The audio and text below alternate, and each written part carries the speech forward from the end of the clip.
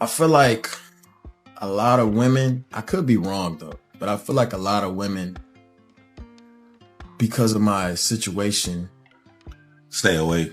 They stay away because it might look like they choosing sides in a way. But I'm gonna just give you a scenario of what my brain would think would happen. Okay. If I hit up Glorilla and be like, let's do a song, she would see the DM, and if she wants to do it, she would ask. Right. You know what I'm saying? She would ask her first to see if it's okay. Like, you know. He was LA's self-proclaimed savior. A man who mentored Nipsey Hussle, ran anti-gang programs, and preached peace on every stage he touched. But behind the charity events, behind the speeches and community outreach, the feds say Eugene Big U Henley wasn't who he claimed to be. Not even close. They paint a very different picture, one of a ruthless gang leader, running a violent empire from the shadows.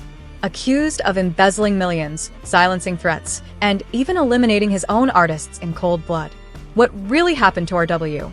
And how did Big U fool everyone from celebrities to city officials for decades? Let's unravel the truth behind the mask. Interview, we're diving into the evidence that could send Big U away for life. And along the way, we're exposing Hollywood's dirtiest secrets.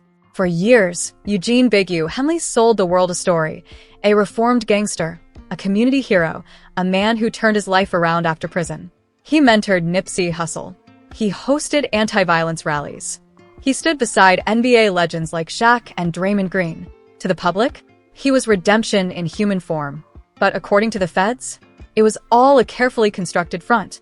Behind the scenes, Big U allegedly ran a criminal enterprise, one that controlled Los Angeles through fear, extortion, and violent intimidation. From extorting celebrities to orchestrating murders, the feds say his empire was built on lies. And now, they've got the receipts to prove it. But this story? It's bigger than just one man. It's about how Hollywood let him operate in plain sight for decades. Eugene Big U Henley wasn't just a name in L.A. He was a force. To some, he was a reformed OG, a man who turned his pain into purpose, mentoring Nipsey Hussle, running anti-gang programs, and uplifting his community. But to others, he was still the ruthless enforcer of the Rollin' 60s Crips, pulling strings behind the scenes while wearing the mask of a community hero. According to a federal indictment years in the making, Big U's nonprofit Developing Options wasn't about saving kids. It was a front for embezzlement, for fraud, for laundering millions while preaching peace. And while he posed for photos with city officials and rubbed shoulders with stars like Shaq and Draymond Green, the feds say he was orchestrating armed robberies, running extortion rings, and ordering hits on anyone who threatened his grip on the city. Interview Big U's rise to power started in the 1980s, when he earned his reputation as a stone-cold enforcer for the Rollin' 60s Crips, a name whispered on the streets with equal part. Much. Thank you. There's one more. No. There's two. Got it. Guys. What the hell? That's nice, huh? Daryl. Yeah, it's nice. No. Take it. Guys. And match this. That's so sweet. I love it. Subscribe, come on.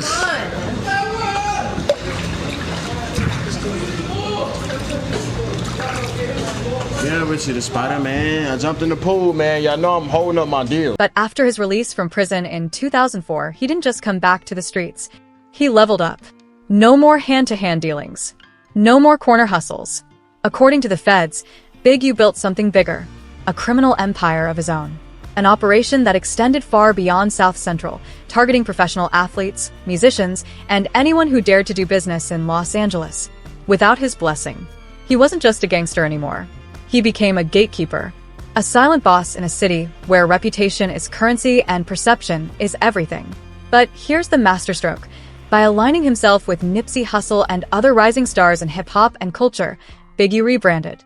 He didn't just control the streets. He controlled the narrative. He became the self-proclaimed savior of the city, championing peace, throwing charity events, and building connections with the LAPD and L.A. politicians. But Come close. No,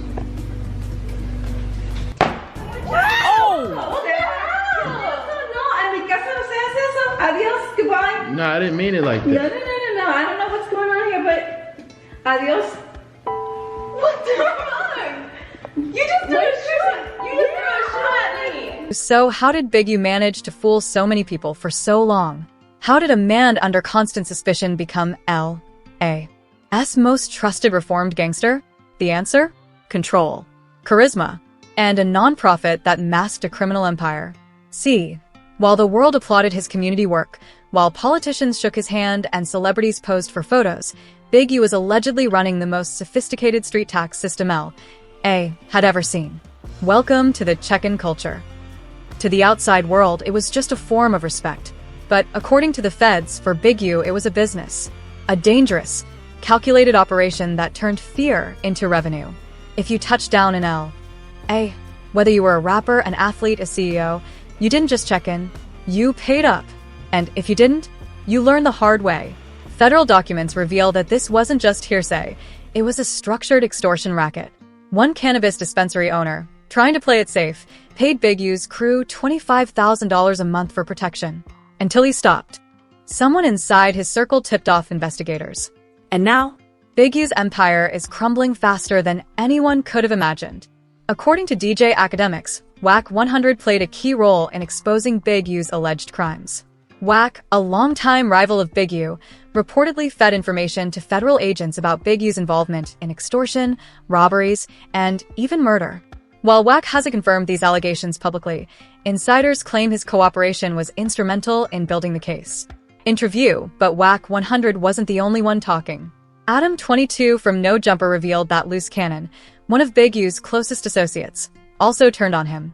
Loose Cannon allegedly provided detailed information about how Big U orchestrated robberies and extortion schemes across Los Angeles, including the infamous check-in system that targeted celebrities and athletes. Interview, this wasn't just a betrayal, it was a complete unraveling of Big U's operation.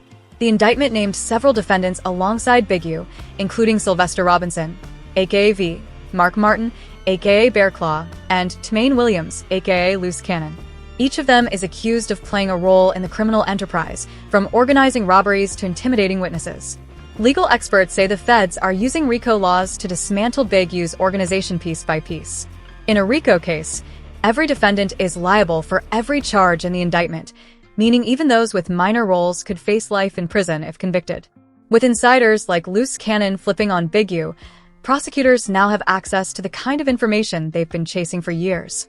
But here's where things get even more complicated. Big U isn't going down quietly. Before turning himself in, he posted a series of videos on Instagram, swearing by his innocence and calling out WAC 100 for allegedly framing him. He claimed the feds were targeting him unfairly and vowed to fight the charges with everything he had. Interview, along with WAC, Big U wasn't afraid to call out other alleged rats that destroyed his narrative. Interview, Big U's supporters haven't abandoned him either. Members of the Black community have rallied around him, believing he's being unfairly targeted because of his past ties to gang life. Social workers and activists have come forward defending his work with Developing Options, arguing that he genuinely helped reduce gang violence in South LA. But as more evidence comes to light, from wiretaps to witness testimonies, it's becoming harder for even his staunchest defenders to ignore the allegations against him. The feds claim they've built an airtight case against Big U, one that could send him away for life. Interview, Big U's influence didn't stop at the streets. For years, he had a chokehold on Hollywood's elite, using fear, loyalty, and his infamous check-in system to control rappers, athletes, and even influencers. But now, as the feds dig deeper into his empire, shocking names are starting to surface. Names that could change everything we thought we knew about LA's entertainment industry. According to the indictment, Big U's enterprise didn't just extort local businesses. It targeted celebrities who visited Los Angeles for work or leisure. NBA stars like Draymond Green and Shaquille O'Neal were allegedly caught in his web. In one instance, Shaq donated $220,000 to Big U's nonprofit, Developing Options, money that was supposed to go toward youth programs and sports teams like the Crenshaw Rams. But instead of helping the community, federal agents claim Big U funneled most of that money into his personal account. Draymond Green wasn't spared either. In 2019, he donated $20,000 to Developing Options, money that also ended up in Big U's pocket. And here's where it gets even darker. Big U allegedly used these donations as leverage to maintain control over these celebrities, ensuring that they stayed loyal and silent about his activities. But it wasn't just athletes.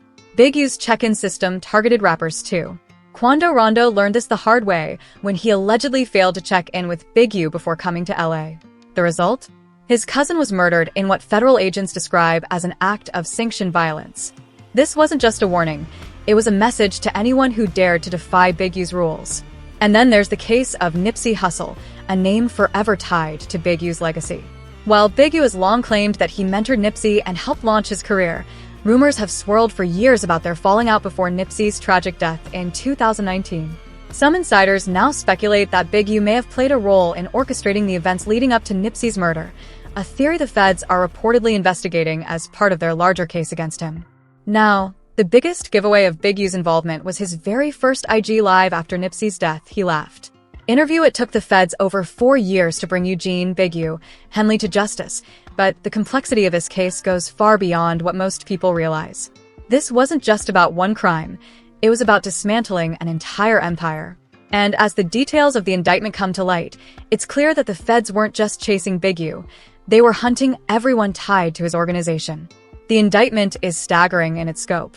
It alleges that Big U and his associates committed crimes ranging from extortion and robbery to embezzlement and murder.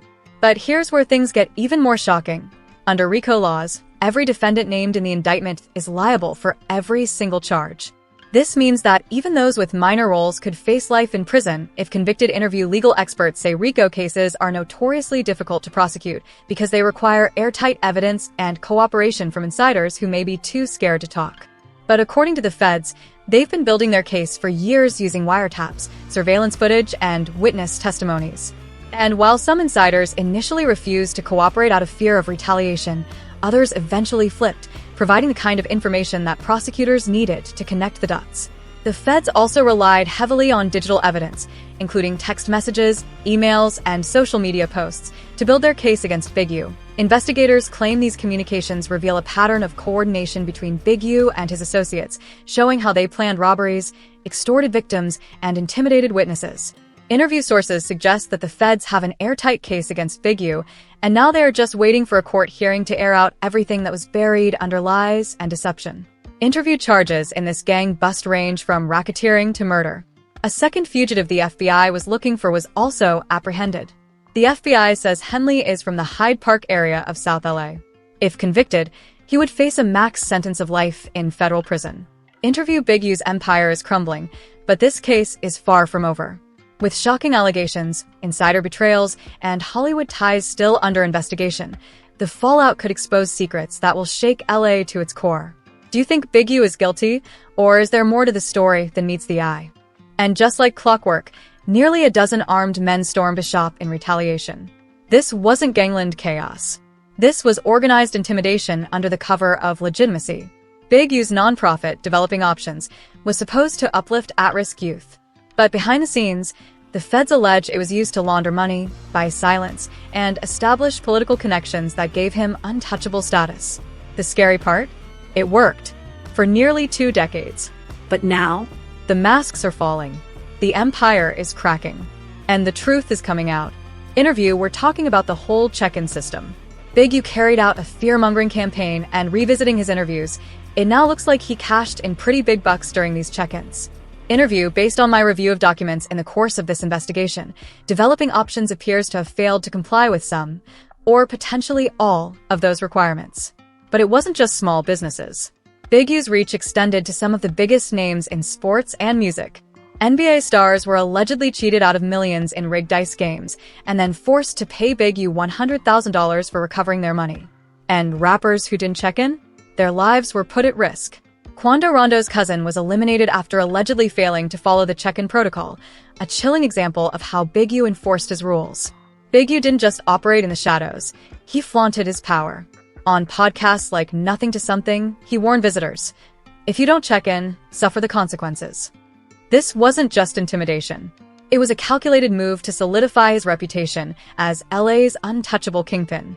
The system wasn't just about extortion, it was about control. By forcing celebrities and athletes into his orbit, Big U created an empire built on fear and loyalty. The feds say this scheme allowed him to manipulate not just individuals, but entire industries, making him one of the most powerful figures in LA. Interview: For years, Big U's name carried weight in Los Angeles. But what happened on January 24th, 2021, may have been the moment that unraveled his empire. This wasn't just another crime, it was personal. RW, a young rapper signed to Big U's label, recorded a diss track mocking Big U and questioning his authority.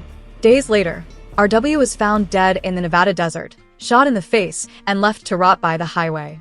But what investigators uncovered next ties Big U directly to the scene of the crime, and it's even more chilling than anyone imagined.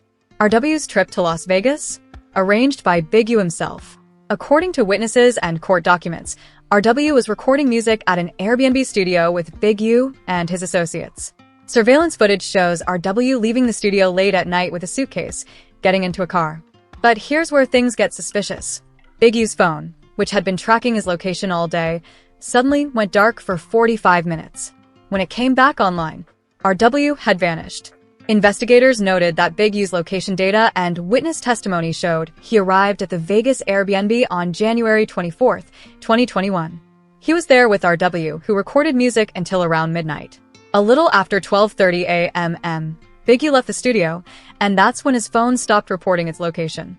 Investigators pieced together RW's final hours using DNA evidence and witness accounts. His body was discovered near Interstate 15 with multiple gunshot wounds.